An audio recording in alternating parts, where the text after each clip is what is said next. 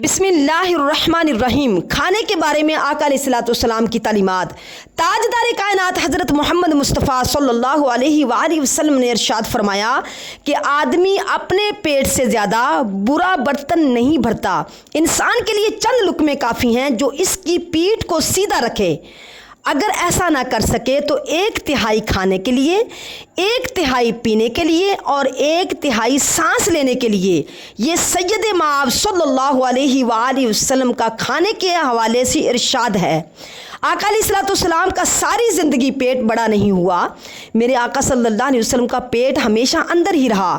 میرے آقا نے یہی تعلیمات ہمیں دی کہ کبھی بھی پیٹ بھر کر کھانا نہ کھاؤ۔ ایک اور حدیث سماعت فرما لیں۔ حضور اکرم صلی اللہ علیہ وآلہ وسلم ارشاد فرماتے ہیں کہ جب بندہ کھانے میں کمی کرتا ہے، کھانا کم کھاتا ہے، تو اس کا جوف نور سے معمور کر دیا جاتا ہے۔ یعنی جب انسان کم کھانا کھاتا ہے تو اس کا سینہ نور سے منور ہو جاتا ہے، نور سے معمور کر دیا جاتا ہے۔ جامعہ صحیح کی روایت ہے۔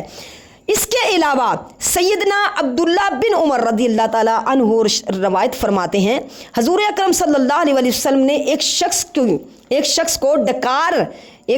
کی ڈکار سنی تو آقا علیہ الصلوۃ والسلام نے فرمایا، اپنی ڈکار کم کر، اس لیے کہ قیامت کے دن سب سے زیادہ بھوکا وہ شخص ہوگا جو دنیا میں زیادہ پیٹ بھر کر کھانا کھاتا ہوگا۔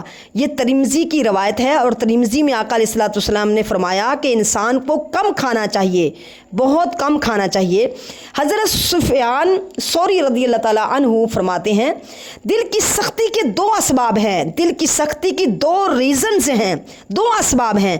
پہلا اسباب پیٹ بھر کر کھانا کھانا، دوسرا زیادہ باتیں کرنا، زیادہ بولنا۔ پیاری دوستو، جب انسان زیادہ پیٹ بھر کر کھانا کھاتا ہے، اگر آپ ایکسپیریمنٹس خود بھی کر لیں اور دیکھ لیں، تجربہ کر لیں کہ انسان کو عبادت میں سرور نہیں آتا، عبادت کی حلاوت مٹھاس کو انسان محسوس نہیں کرتا۔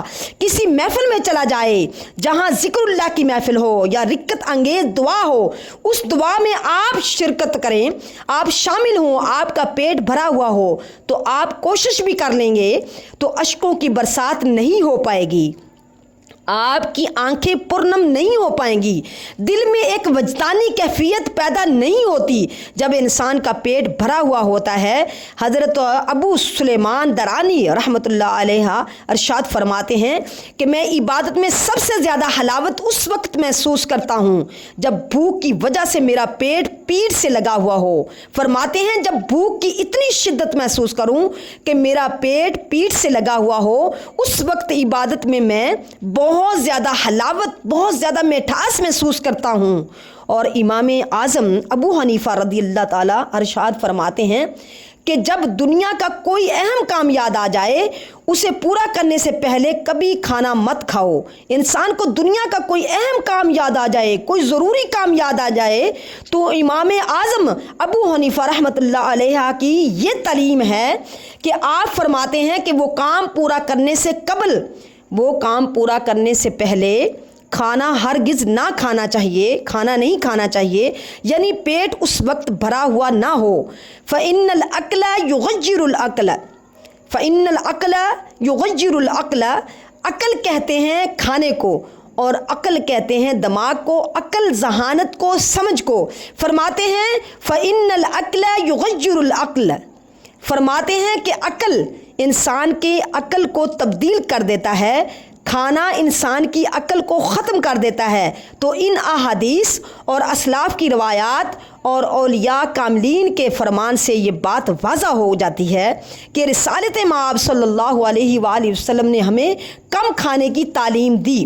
اس لیے پیاری دوستو، ہمیں بھی رسالت مآب صلی اللہ علیہ وآلہ وسلم کی بتائی گئی تعلیمات کے مطابق تھوڑا خالی پیٹ رکھ کر کھانا کھانا چاہیے، تاکہ ہمارا سینہ بھی نور سے منور، نور سے معمور ہو جائے، اور ہم بھی عبادت میں حلاوت اور مٹھاس کو محسوس کر سکیں۔ یہی ہماری بخشش کا سب سے بڑا راستہ ہے۔